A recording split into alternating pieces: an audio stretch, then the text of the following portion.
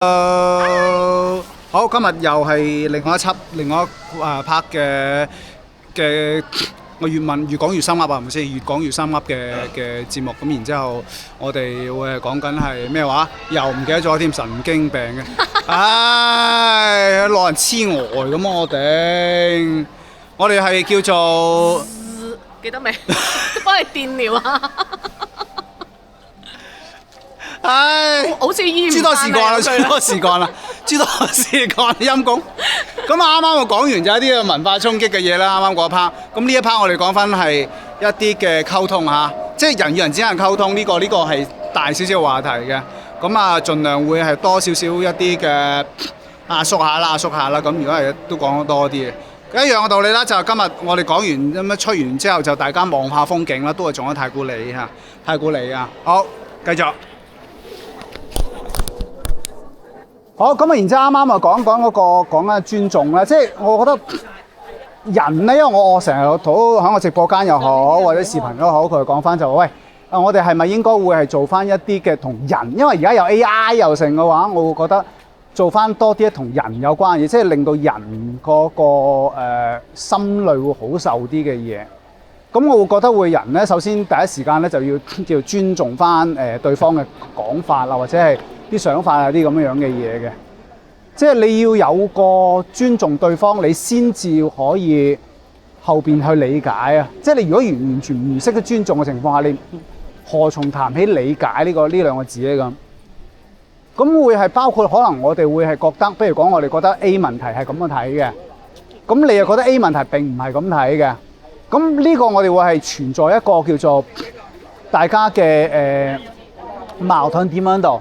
但係有陣時我哋覺得佢會有佢嘅原因，因為我所謂變咗個理解就話佢會有佢嘅原因，點解佢會咁睇？基於佢乜嘢嘢原因係咁睇？即係如果大家講得出嘅情況下，其實有機會可以融合到大家觀點嘅。呢樣嘢好唔一定話要咁，所以變咗呢個去翻第二步就去到理解，即係你要尊重先去到理解。咁所以變咗就話人嘅相處咧，好多時候一啲矛盾啊嗰啲咧，都係基於呢個原因，就係話我哋唔去理解或者我哋唔去尊重你，即係我有我講，總之我一輪嘴講晒我要嘢，我一定要你受我嘅嘢，或者我上司都好，或者下屬都好，點樣都好，你一定要聽。我唔知咁多，你總之你同我聽我嘢得啦，你唔需要去問點解，你亦都唔需要思考，你唔需要俾意見。呢個唔係上司對下屬嘅態度。係，即係所以變咗好多都係會咁樣嘅。咁變咗就話無論係上司下屬好啦，朋友之間嘅關係都，我覺得好多時都係咁樣嘅。咁啊，基於甚至乎一啲情侶嘅關係咧，更加一樣嘅好多。咁啊，呢個慢慢我哋一步步去講，因為我想講嘅就係有叫做尊重啦、理解啦。嗱，開始就話係抗拒啦，就係話我哋唔理解、唔尊重對方嘅嘢啦。然之後去到話理解啦、尊重啦，跟然之後就成為啦、咩嗰啲去理解到成為啦咁。呢個會有過程嘅。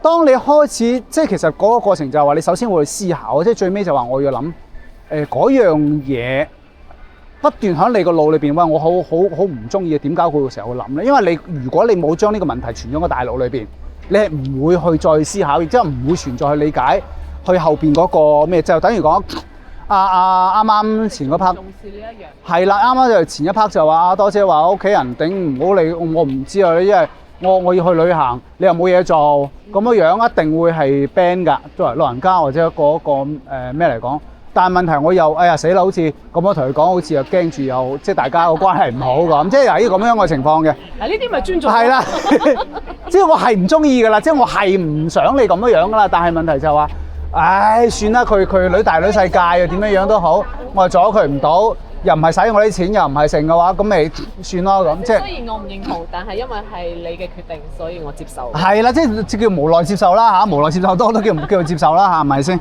咁呢個係嘅。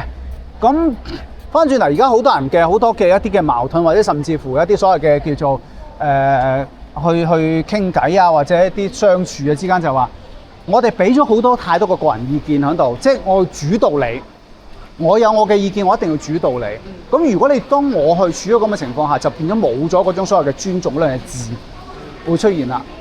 係啦，咁變咗我會去理解。但係如果你話大家有唔同嘅意見唔緊要，我哋融合，即係睇下點樣去融合。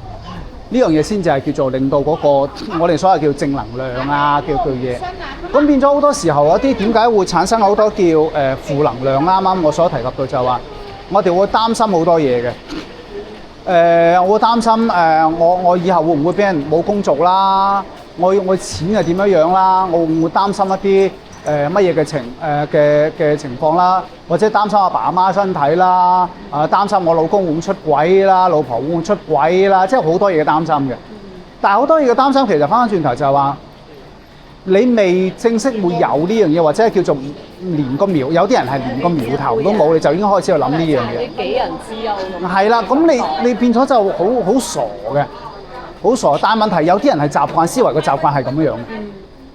我哋唔好難話完全一定要去，佢唔可以去諗呢樣嘢嘅。咁呢樣嘢成為一個就我上次講個問題就係話負能量嘅來源。但係人，我上次先至話人係應該會有，亦都需要有一個負能量嘅來源，就係話，因為你擔心你先會先做得更好。因為我擔心，冇錯啦，嗰個壓力如果冇喺度嘅話，唔需要嘅話，隨便啦，隨意啦，你一件事會做唔好嘅。但係問題，我哋又唔可以將呢樣嘢變得太多。死啦！我而家可能處於一種一啲壓力都唔俾自己，一啲動力都冇嘅狀態啊！點辦啊？係，所以呢樣嘢就嗱，呢個慢慢去講下好好玩嘅，我覺得呢件事係好好玩嘅，冇啦呢度。係啊，翻轉頭呢一件事好好玩嘅，即係我上次先嚟講咗一樣嘢，就係話，如果你身邊嘅朋友啊，舉個例啦，如果假設講你身邊有朋友同佢講，譬如講舉個例，你 share 啲好啊，我今日去玩喎咁，你唔係冇工做咩？你唔係失業咩？即係呢樣嘢就好怕，即係你好開心好 share 翻一樣嘢同佢講，一嘢就 ban 嚟，即係哇頂嗰下，即係我唔好理你認唔認同唔緊要啊，大佬你唔好咁搞啊，老細。係啊，我同你分享嘢好搞笑。係嗰日咧，班人約我打麻將，我話唔得閒啦。佢哋第一句就係：頂你都冇嘢做，有咩唔得閒？我當時就話：我心諗，我再得閒我唔會去嘅。會有㗎，即係會有啲咁樣嘅情況，會係覺得呢啲就係語言嘅藝術啦。即係其實我覺得你話尊重，其實我覺得係每個人都有尊重人哋嘅能力嘅。係啊。但係呢一樣嘢係通過語言去體現出嚟嘅，即係你每一個人，即係100萬人，可能就有100萬種思想，係嘛？甚至300萬種思想，因為人都係會變嘅，所以唔可能要求人哋同你完全一樣嘅諗法。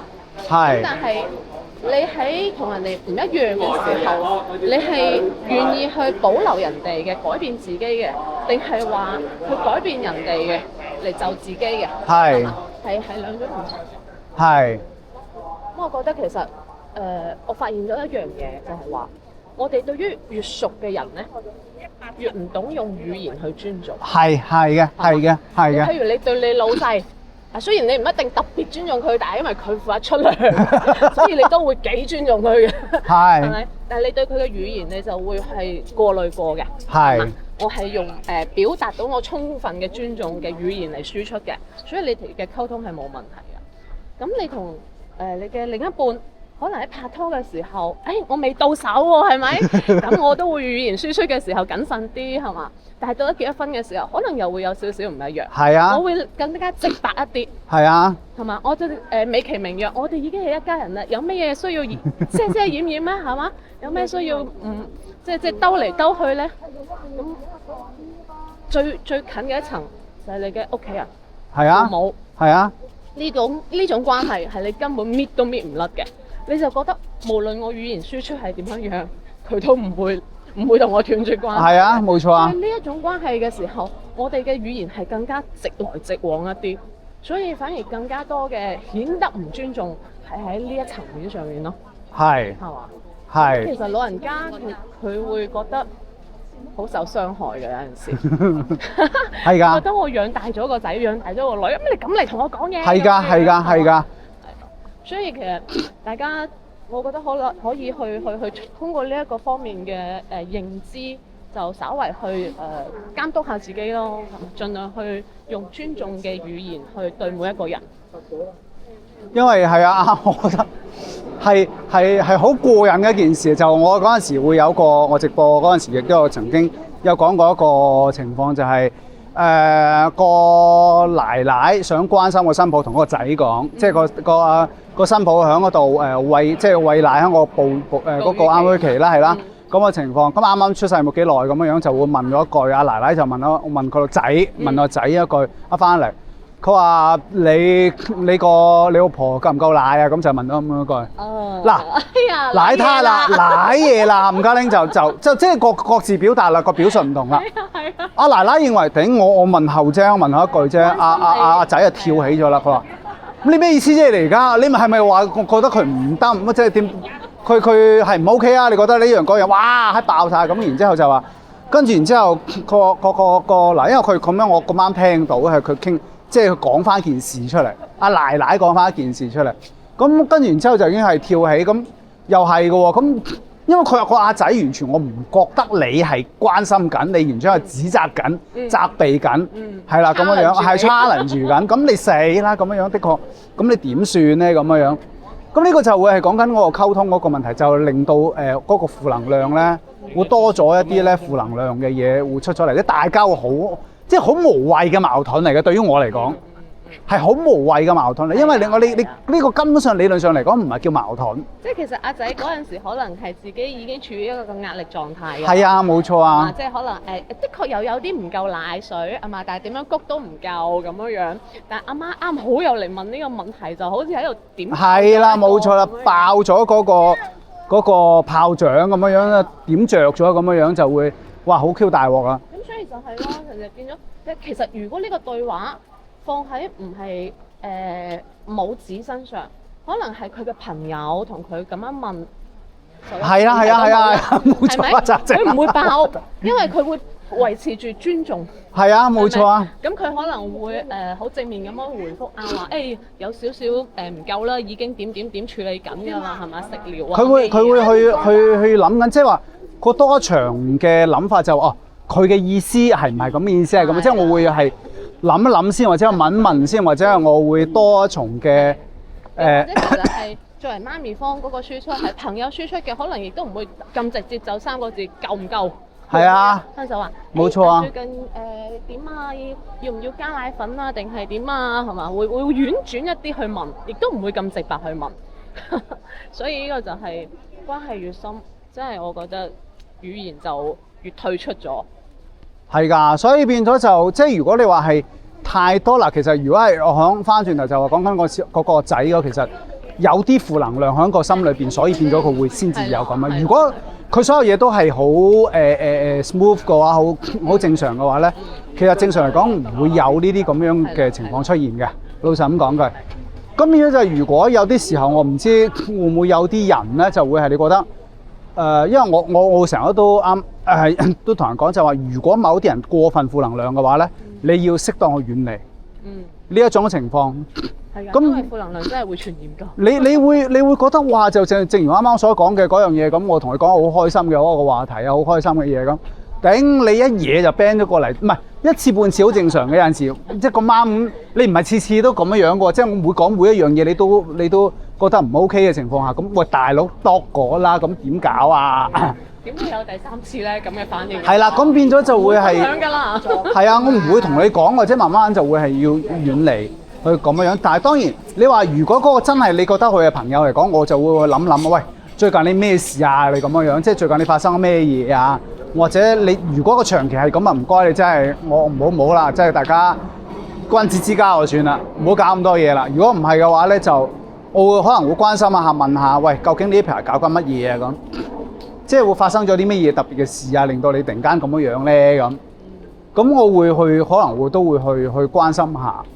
咁如果你有負能量，即係每個人我相信都會有個負能量嘅狀態啦。你會如果有負能量嘅狀態嘅話，你會用啲乜嘢方式去令自己去跳出呢個咁嘅情況啊？其實我而家自己已經好少處於負能量嘅狀態，因為我係已經將好多嘢嘅期望值降到好低。咁當然呢個可能都係因為一次又一次嘅失望導致嘅。係啊，負能量嘅時候啊，我會去唱 K 咯，會去旅遊咯。會去打麻雀咯，好多嘢可以做㗎。至於除咗翻工，我覺得都係正能量。即係呢個有每一個人發泄方式啦講。咁啊，我會有陣時會同啲人講嘅運動咧，個運動咧，即係如果你可以嘅情況下做翻啲運動啦，或者去一啲戶外嘅地方睇下啦。即係做一啲你會覺得令到自己會有機會令到自己開心啲嘅事啦，咁樣樣。食啲好食嘅嘢都可以好開心。係啦係啦，咁即係變咗會係適當去諗一諗，咁或者係去即係如果你話唔好，即係如果你當你覺得自己過分負能量嘅情況下，就唔好話下下都揾人傾訴咧。呢個真係唔係一件好事講真。倒垃圾。你因為你越響倒嘅過程中，你如果嗰個人係撐得住嘅話。我響叫做正能量，即係我爆泡嘅情況冇所謂，可能我同我多姐咧就唔緊要你話知你咧咁樣樣。咁但有啲人唔得嘅喎。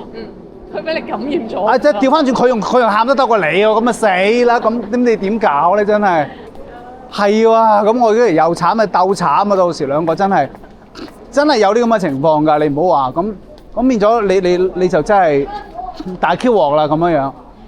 咁我覺得會適當會用一啲唔同嘅方式去改變一下，或者係去呢邊啦，係啊，改變一下咁去諗下，佢真係會容易啲去令到自己跳出嗰個嘅框框。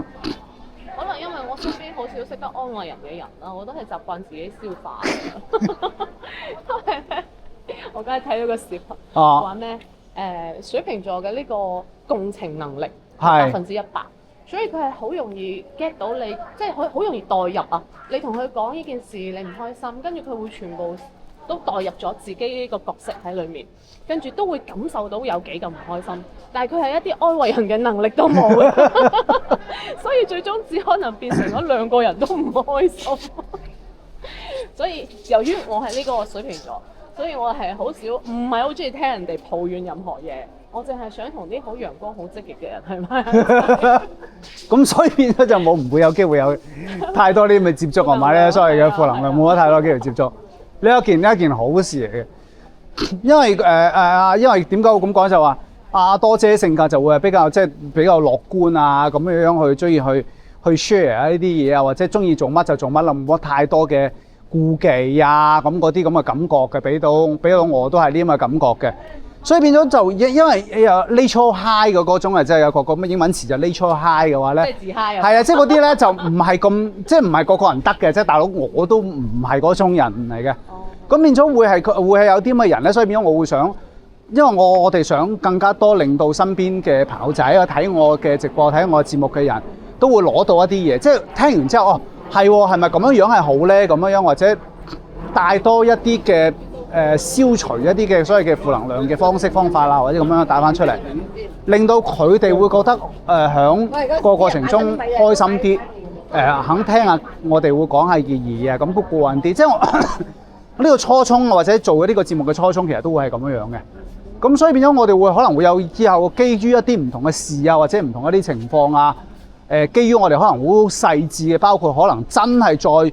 比如講，我哋要叫做啲婆媳關係啊，或者再針對性啲，甚至乎一啲嘅閨蜜之間嘅關係啊，或者一啲類似咁樣嘅嘢咧，可以再去揾呢啲咁 detail 嘅嘢去吹，或者一啲所謂嘅個案啊，或者咩咁樣去大家傾下偈啊，咁樣樣，去更加手就去睇下大家係啦，冇錯啦，咁樣樣會更加會好啲去講下。即係令到大家好中意，聽呢個節目幾好玩，即係你自己唔認同都好啦，得啖笑都好啦，得個玩都好啦，但係至少唔會聽到頂點樣樣，一個瞌眼瞓，第二個哇，原來你當共情死啦，咁原來嗰個本身又已經係唔開心，本身你共下情添嘛，你大 Q 鑊啦，真係，咁呢個更加瀨嘢啦咁我想帶翻出嚟嘅係呢啲好玩啲嘅嘢嚇咁。唔好揾我嚟講唔開心，我帶你去。係啦。所以會有啲開心嘅人咧，咁即係令到可以改變一下咯，改變下大家嘅態度啊，咁樣樣都 OK 嘅。咁呢個我今日呢一 part 又係暫時做到呢度先。咁啊，我哋之後會再講一啲其他嘅嘢。今集係咁先，拜拜。再見。